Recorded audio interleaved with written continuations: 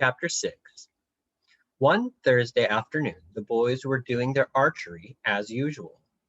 There were two straw targets 50 yards apart, and when they had shot their arrows at the one, they had only to go to it, collect them, and fire back at the other after facing about.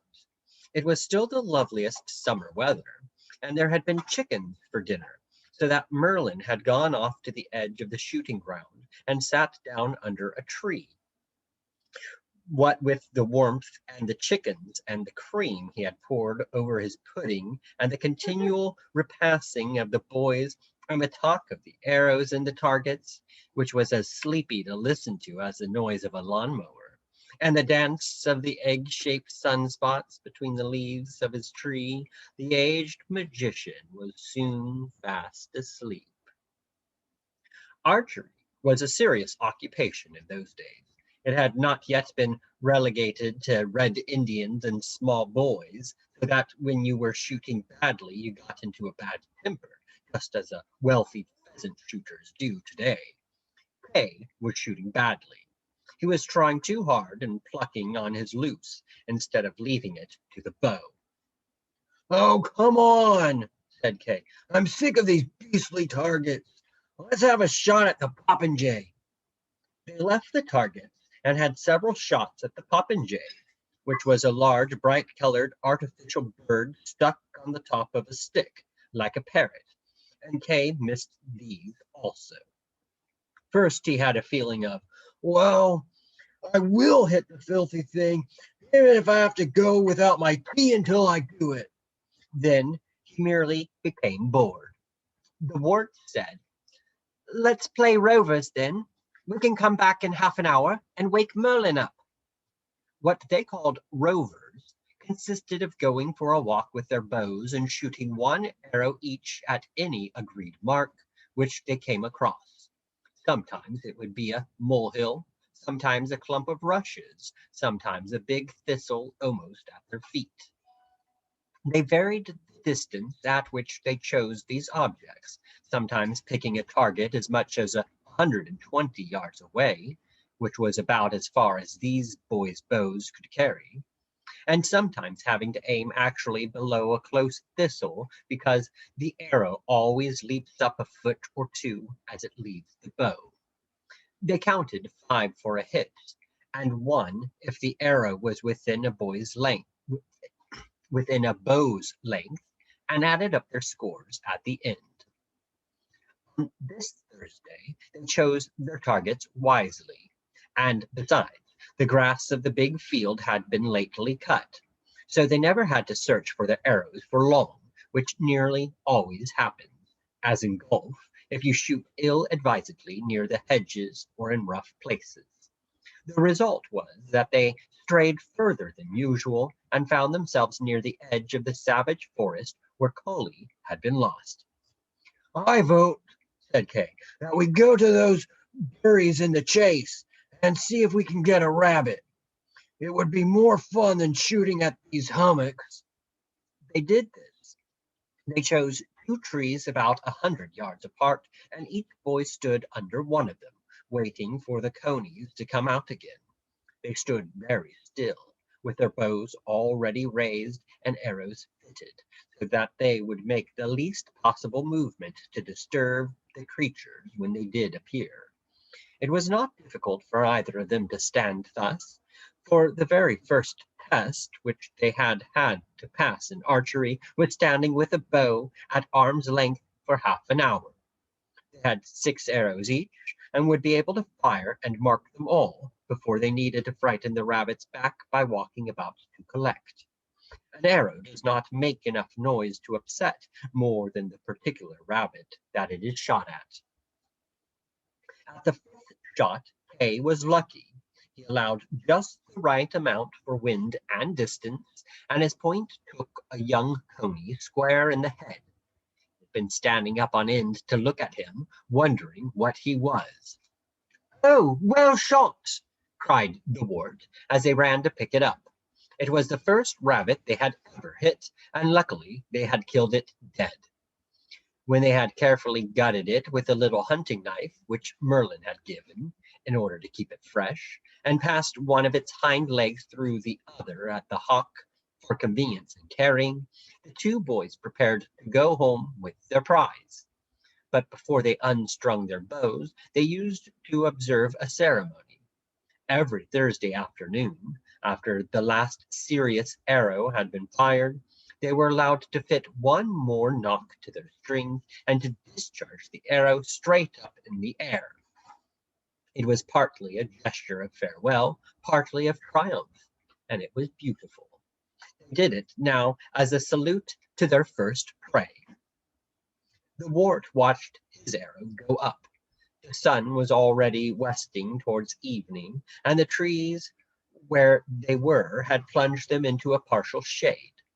So as the arrow topped the trees and climbed into sunlight, it began to burn against the evening like the sun itself. Up and up it went, not weaving as it would have done with a snatching loose, but soaring, swimming, aspiring towards heaven, steady, golden, and superb. Just as it had spent its force, just as its ambition had been dimmed by destiny, and it was preparing to faint, to turn over, to pour back into the bosom of its mother earth, a terrible portent happened. A gorkrow came flapping wearily before the approaching night. It came, it did not waver, it took the arrow. It flew away, heavy and hoisting, with the arrow in its beak. Kay was frightened by this, but Wart was furious. He had loved his arrow's movement, its burning ambition in the sunlight, and besides, it was his best arrow. It was the only one which was perfectly balanced, sharp, tight-feathered, clean-nocked, and neither warped nor scraped. "It was a witch," said Kay. "I don't care if it was 10 witches," said the wart. "I'm going to get it back." "But it went towards the forest." "I shall go after it." "You can go alone then," said Kay. "I'm not going into the forest sauvage just for a putrid arrow." "I shall go alone." "Oh, well," said Kay, "I suppose I shall have to come too, if you're so set on it.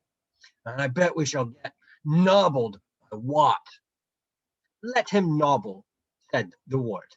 "I want my arrow." They went in the forest at the place where they had last seen the bird of carrion. In less than 5 minutes they were in a clearing with a well and a cottage just like Merlin's. "Goodness," said Kay, "I never knew there were any cottages so close. I say, let's go back." "I just want to look at this place," said the wart. "It's probably a wizard's." The cottage had a brass plate screwed on the garden gate.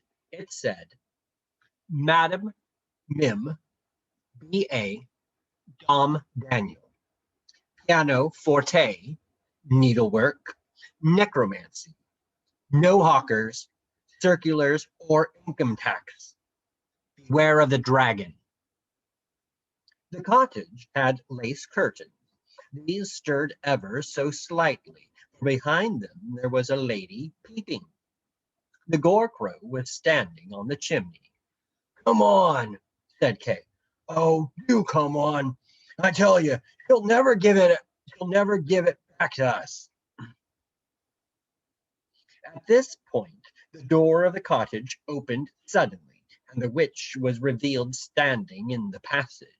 She was a strikingly beautiful woman of about 30, with coal-black hair so rich that it had the blue-black of the maggot pies in it, sky-bright eyes, and a general soft air of butter wouldn't melt in my mouth. She was sly. "How do you do, my dears?" said Madam Mim, "and what can I do for you today?" The boys took off their leather caps, and Wart said, "Please, there's a crow sitting on your chimney, and I think it has stolen one of my arrows." "Precisely," said Madam Mim. "I have the arrow within." "Could I have it back, please?" "Inevitably," said Madam Mim. The young gentleman shall have his arrow on the very instant, in 4 ticks, and ere the bat squeaks thrice. Thank you very much, said the ward. Step forward, said Madam Mim. Honor the threshold, accept the humble hospitality in the spirit in which it is given. I really do not think we can stay, said the ward politely. I really think we must go. We shall be expected back home. Sweet expectation, replied Madam Mim in devout tones. Yet you would have thought, she added, that the young gentleman could have found time to honor a poor cottager out of politeness. You can believe how we ignoble pence of the lower classes value a visit from the landlord's sons. We would like to come in, said the ward, very much, but you see, we shall be late already. The lady now began to give a sort of simpering whine. The fare is lowly, she said. No doubt this is not what you would be accustomed to eating. So naturally such highly born ones would not care to partake. Hay's strongly developed feeling for good form gave way at this. He was an aristocratic boy always, and condescended to his inferiors so that they could admire him, even at the risk of visiting a witch. He was not going to have it said that he had refused to eat a tenant's food because it was too humble. Come on, Wart, he said. We needn't be back before vespers. Madam Mim swept them a low curtsy as they crossed the threshold. Then she took them each by the scruff of the neck, lifted them right off the ground with her strong gypsy arms, and shot out of the back door with them almost before they had got in at the front.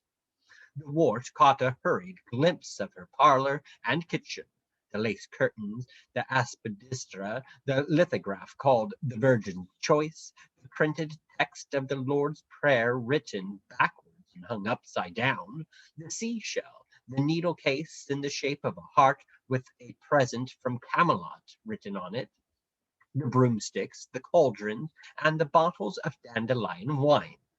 Then they were kicking and struggling in the backyard.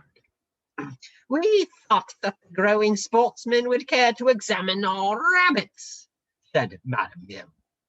There was, indeed, a row of large rabbits' hutches in front of them, but they were empty of rabbits. In one hutch there was a poor, ragged old eagle owl, evidently quite miserable and neglected. In another, a small boy, unknown to them, a whittle, who could only roll his eyes and burble when the witch came near. In a third there was a molting black cock. A fourth had a mangy goat in it, also black, and 2 more stood empty. Grizzle Greedyguts, cried the witch. Here, mother, answered the carrion crow. With a flop and a squawk it was sitting beside them, its hairy black beak cocked on one side. It was the witch's familiar. Open the doors, commanded Madam Mim, and Greedyguts shall have eyes for supper, round and blue. The Gore Crow hastened to obey with every sign of satisfaction, and pulled back the heavy doors in its strong beak with 3 times 3. Then the 2 boys were thrust inside, one into each hutch, and Madam Mim regarded them with unmixed pleasure. The doors had magic locks on them, and the witch had made them to open by whispering in their keyholes. A nice brace of young gentlemen, said the witch, as ever stewed or roasted. Fattened on real butcher's meat, I dare say, with milk and all. Now we'll have the big one drugged for Sunday, if I can get a bit of wine to go in the pot, and the little one we'll have on the moon's morn, by G or by G. For how I can keep my sharp fork out of him a minute longer, it fair gives me the croup." "Let me out," said Kay hoarsely. "You old witch, or Sir Ector will come for you." At this, Madam Mim could no longer contain her joy. "Hark, the little varmint!" she cried, snapping her fingers and doing a bouncing jig before the cages. "Hark to the sweet, audacious, tender little reel! He answers back and threatens us with Sir Ector on the very brink of the pot. That's how I thinks to tooth them, I do declare, and that's how I will tooth them ere the week be out. By Scarmiglion, Belial, Pior, Hirata, Sanuto, and Dr. D." With this, she began bustling about in the backyard, the herb garden, and the scullery, cleaning pots, gathering plants for the stuffing, sharpening knives and cleavers, boiling water, skipping for joy, licking her greedy lips, saying spells, braiding her night black hair, and singing as she worked.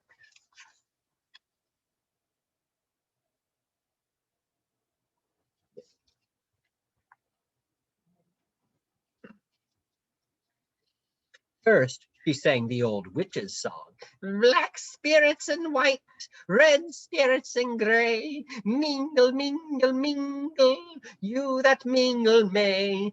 Here's the blood of a bat, put it in that, put it in that.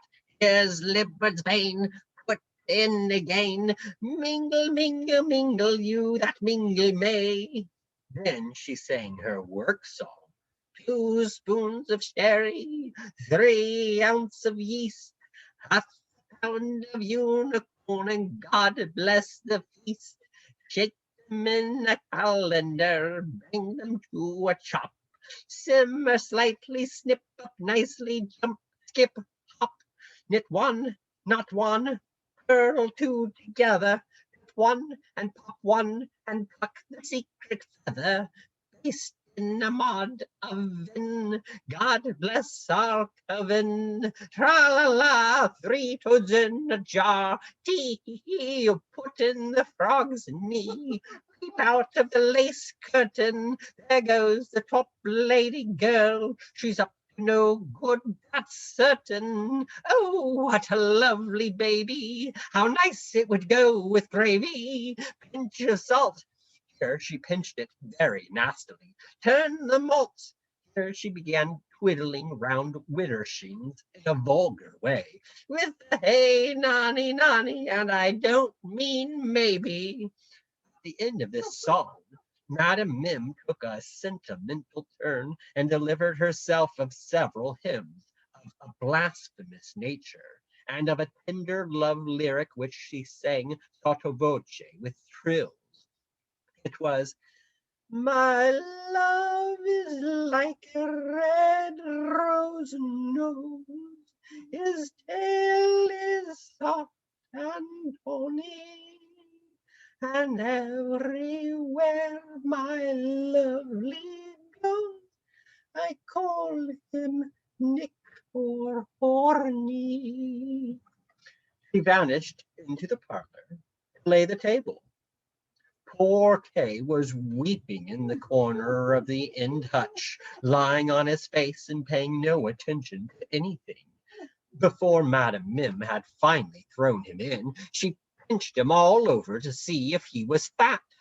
She had also slapped him to see, as the butchers put it, if he was hollow. On top of this, he did not in the least want to be eaten for Sunday dinner, and he was miserably furious with the wart for leading him into such a terrible doom on account of a mere arrow. He had forgotten that it was he who had insisted on entering the fatal cottage. The wart sat on his haunches, because the cage was too small for standing up, and examined his prison. The bars were of iron, and the gate was iron too. He shook all the bars, one after the other, but they were as firm as rock. There was an iron bowl for water, with no water in it, and some old straw in a corner for lying down. It was verminous.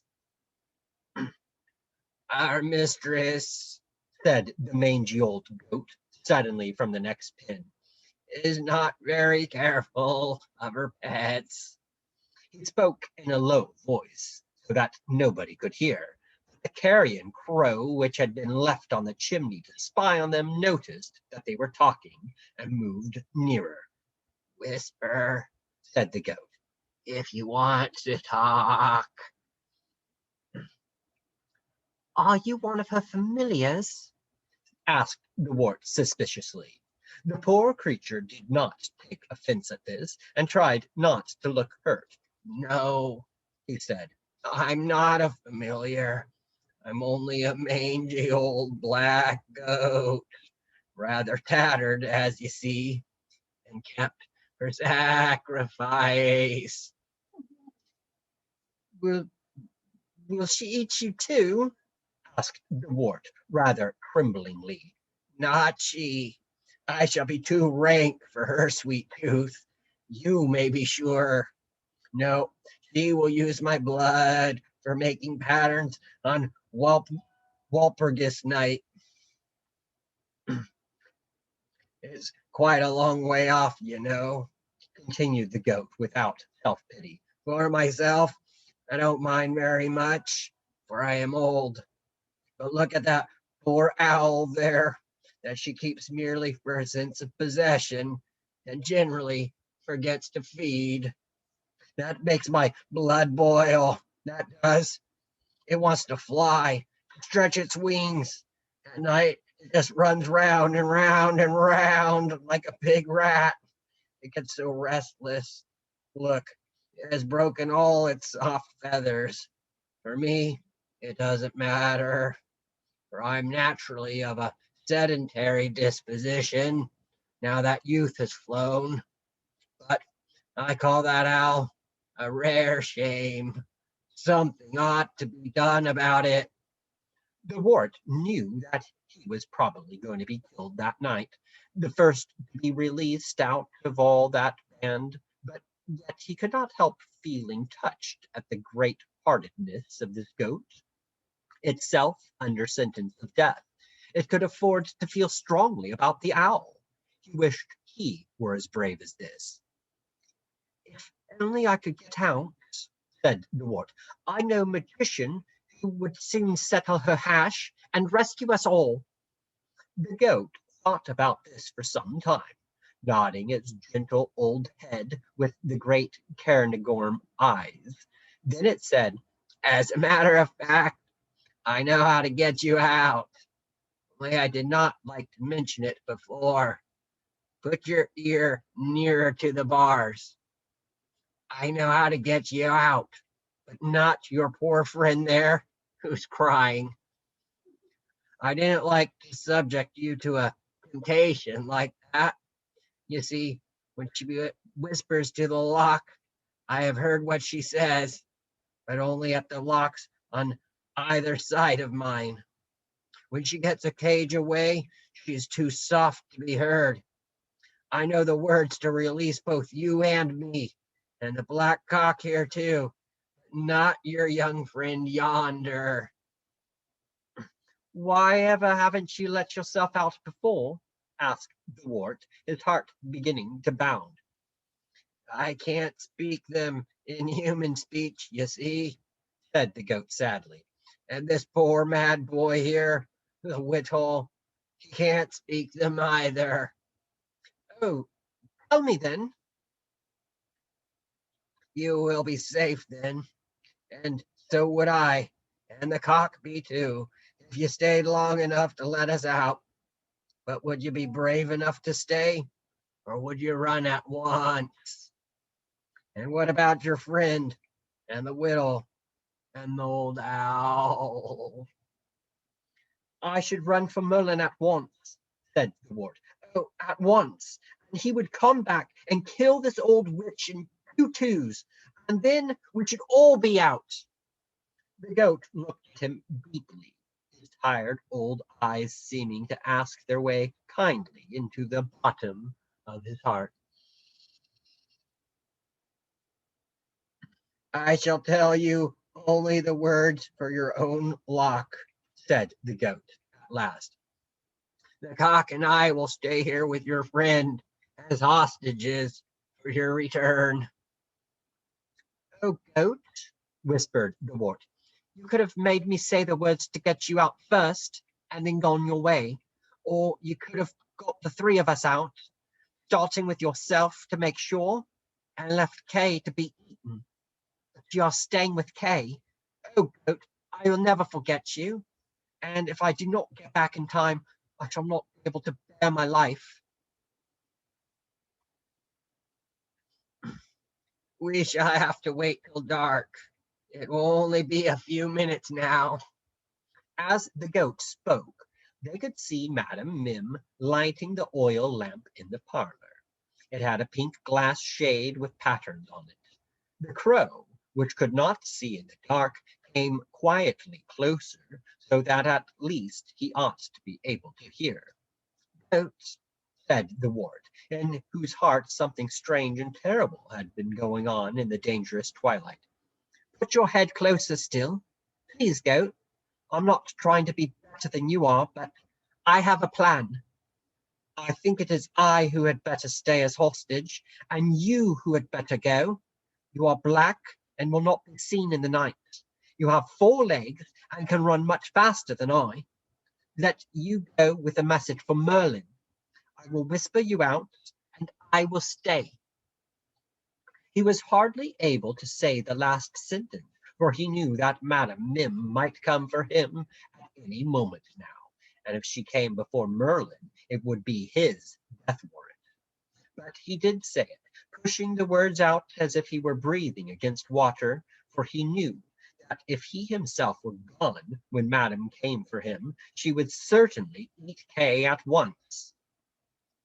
Master, said the goat without further words, and it put one leg out and laid its double-knobbed forehead on the ground in the salute which is given to royalty. Then it kissed his hand as a friend. Quick, said the wart, give me one of your hoofs through the bars, and I will scratch a message on it with one of my arrows.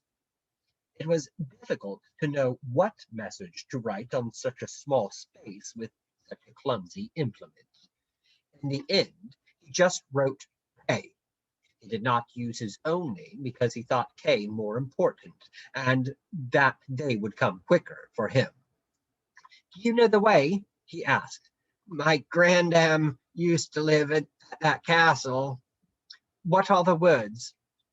Mine, said the goat, are rather upsetting. What are they? Well, said the goat, you must say, let good digestion wait on appetite. Oh, goat, said the wart in a broken voice. How horrible! Run quickly, goat, and come back safely, goat. And, oh, goat, give me one more kiss for company before you go. The goat refused to kiss him. It gave him the emperor's salute of both feet and bounded away into the darkness as soon as he had said the words. Unfortunately, although he had whispered too carefully for the crow to hear their speech, the release words had to be said rather loudly to reach the next door keyhole, and the door had creaked. Mother! Mother! Screamed the crow. The rabbits are escaping! Instantly, Madam Mim was framed in the lighted doorway of the kitchen. What is it, my Grizzle? She cried. What ails us, my halcyon tit? The rabbits are escaping! Shrieked the crow again. The witch ran out, but too late to catch the goat or even to see him, and began examining the locks at once by the light of her fingers. She held these up in the air, and a blue flame burned at the tip of each. One little boy safe, counted Madam Mim, and sobbing for his dinner. 2 little boys safe, and neither getting thinner. 1 mangy goat gone, and who cares a fiddle? For the owl and the cock are left, and the whittle in the middle. Still, added Madam Mim, it's a caution how he got out, the proper caution, that is. He was whispering to the little boy, sneaked the crow. Whispering for the last half hour together. Indeed, said the witch. Whispering to the little dinner, hey? And much good may it do him. What about a sage stuffing, boy, eh?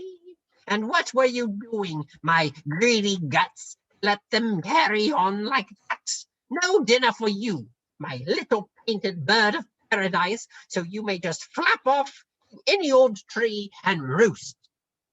Oh, mother, whined the crow, I was only a doing of my duty. Flap off, cried Madam Mim. Flap off and go broody if you like. The poor crow hung its head and crept off to the other end of the roof, sneering to itself. Now, my juicy toothful, said the witch, turning to the wart and opening his door with the proper whisper of, enough is as good as a feast. We think the cauldron simmers and the oven is mod.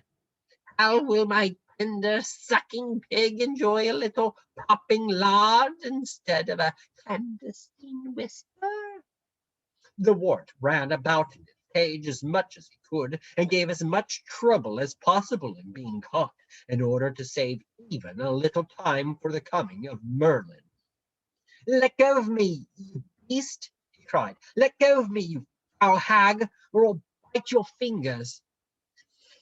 How the creature scratches, said Madam Mim. Bless us, how he wriggles and picks just for being a pagan's dinner. Don't you dare kill me, cried the wart, now hanging by one leg. Don't you dare lay a finger on me, or you'll be sorry for it. The lamb, said Madam Mim. Partridge with a plump breast, how he does squeak. And then there's the cruel old custom, continued the witch, carrying him into the lamplight of the kitchen, where a new sheet was laid on the floor, of plucking the poor chicken before it is dead. The feathers come out cleaner so. Nobody could be so cruel as to do it nowadays, by nothing or by never. But of course a little boy doesn't feel any pain. Their clothes come off nicer if you take them off alive. And who would dream of roasting a little boy in his clothes? Spoil the feast. Murderess, cried the wart, you will rue this ere the night's out. Cobbling, said the witch, it's a shame to kill him, that it is. Look how this little downy hair stares in the lamplight, and how his poor eyes pop out of his head. Greedy guts will be sorry to miss those eyes, so he will. Sometimes one could almost be a vegetarian when one has to do a deed like this. The witch laid the wart over her lap with his head between her knees, and carefully began to take his clothes off with a practiced hand. He kicked and squirmed as much as he could, reckoning that every hindrance would put off the time when he would be actually knocked on the head, and thus increase the time in which the black goat could bring Merlin to his rescue. During this time, the witch sang her plucking song of pull the feather with the skin, not against the grain, no, pluck the soft one out from in, the great with might and main, no, even if he wriggles, never heed his squiggles, but mercifully little boys are quite immune to pain, no. He varied this song with the other kitchen song of the happy cook. Soft skin for crackling, oh my lovely duckling, the skewers go here and the strings go there, and such is my scrumptious suckling. You will be sorry for this, cried the wart, even if you live to be 1,000. He has spoken enough, said Madam Mim. It is time that we knocked him on the napper. Hold him by the legs, and when up goes his head, clip him with the pomage, and then he is dead. The dreadful witch now lifted the wart into the air and prepared to have her will of him. But at that very moment there was a fizzle of summer lightning without any crash, and in the nick of time Merlin was standing on the threshold. "Ha!" said Merlin. "Now we shall see what a double curse that Dom Daniel avails against the private education of my master Blaise." Madam Mim put the wart down without looking at him, rose from her chair, and drew herself to her full magnificent height. Her glorious hair began to crackle, and sparks shot out of her flashing eyes. She and Merlin stood facing each other for fully 60 seconds without a word spoken. And then Madam Mim swept a royal curtsy, and Merlin bowed a frigid bow.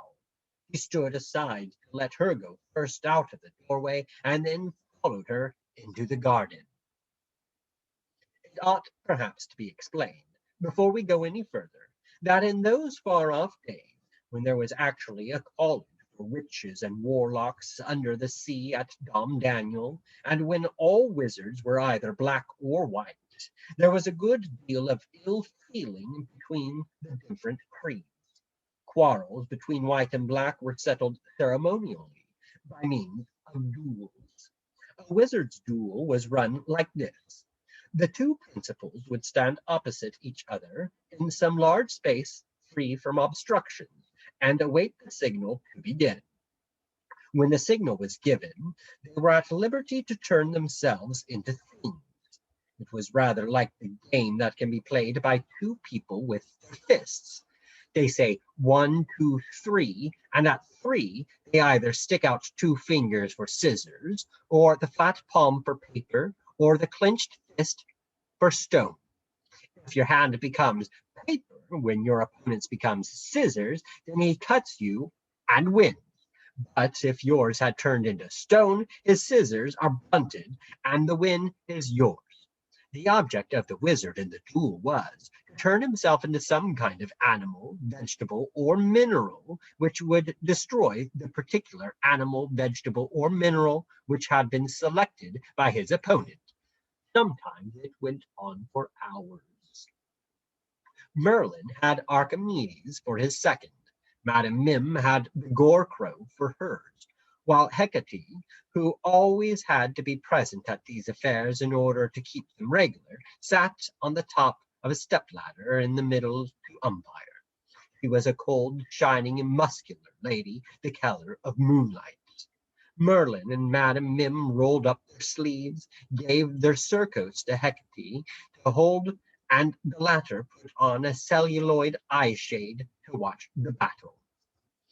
At the first gong, Madam Mim immediately turned herself into a dragon. It was the accepted opening move, and Merlin ought to have replied by being a thunderstorm or something like that. Instead, he caused a great deal of preliminary confusion by becoming a field mouse, which was quite invisible in the grass, and nibbled Madam Mim's tail as she stared about in all directions for about 5 minutes before she noticed him. But when she did notice the nibbling, she was a furious cat in 2 flicks.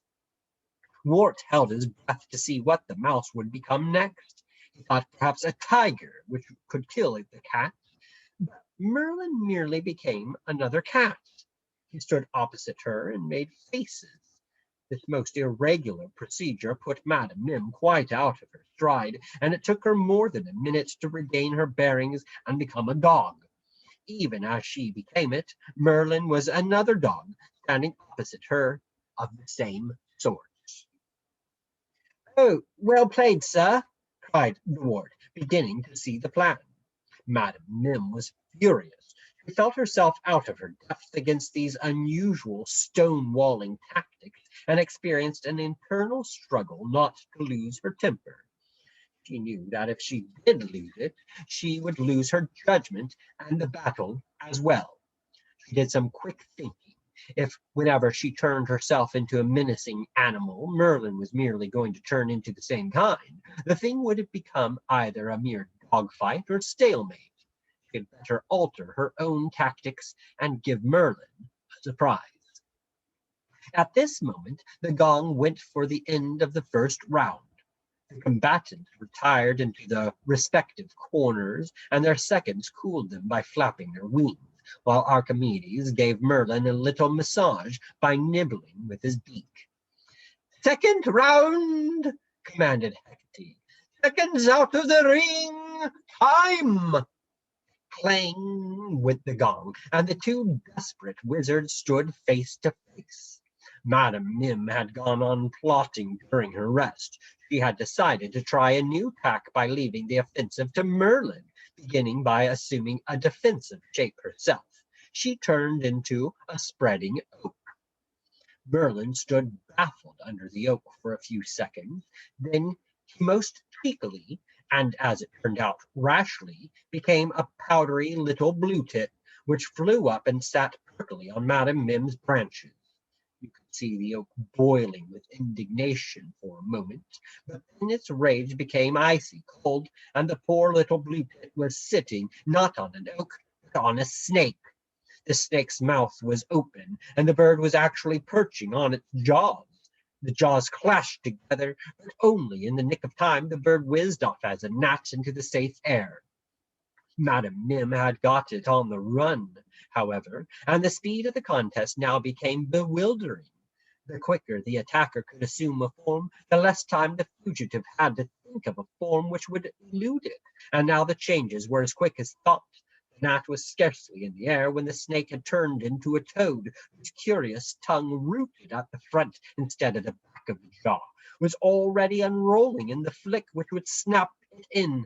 The gnat, flustered by the sore pursuit, was bounced into an offensive roll, and the hard-pressed Merlin now stood before the toad in the shape of a mallard which could attack it. But Madame Mim was in her element. The game was going according to the normal rules now, and in less than an eye's blink, the toad had turned into a peregrine falcon, which was diving at 250 miles an hour upon the heron's back. Poor Merlin, beginning to lose his nerve, turned wildly into an elephant. This move usually won a little breathing space, but Madame Mim, relentless, changed from the falcon into an owlet on the instant. An owlet was as much bigger than an elephant as an elephant is larger than a sheep. It was a sort of horse with an elephant's trunk.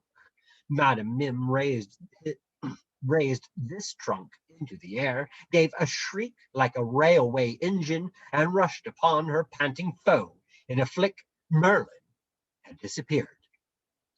"One," said Hecate, "two, three, 4, 5, 6, 7, 8, 9. But before the fatal 10, which would have counted him out, Merlin reappeared in a bed of nettles, mopping his brow. He had been standing among them as a nettle. The owlet saw no reason to change its shape. It rushed upon the man before it with another piercing scream. Merlin vanished again, just as the thrashing trunk descended, and all stood still in a moment, looking about them, wondering where he would step out next.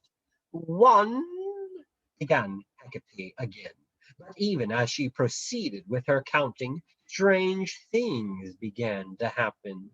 The owlet got hiccups, turned red, swelled visibly, began whooping, came out in spots, staggered 3 times, rolled its eyes, fell rumbling to the ground. It groaned, kicked, and said farewell. The wart cheered, Archimedes hooted till he cried, the gore-crow fell down dead, and Hecate, on the top of her ladder, clapped so much that she nearly tumbled off. It was a master stroke. The ingenious magician had turned himself successively into microbes not yet discovered for hiccups, scarlet fever, mumps, whooping cough, measles, and heat spots, and from a complication of all these complaints, the infamous Madame Mim had immediately expired.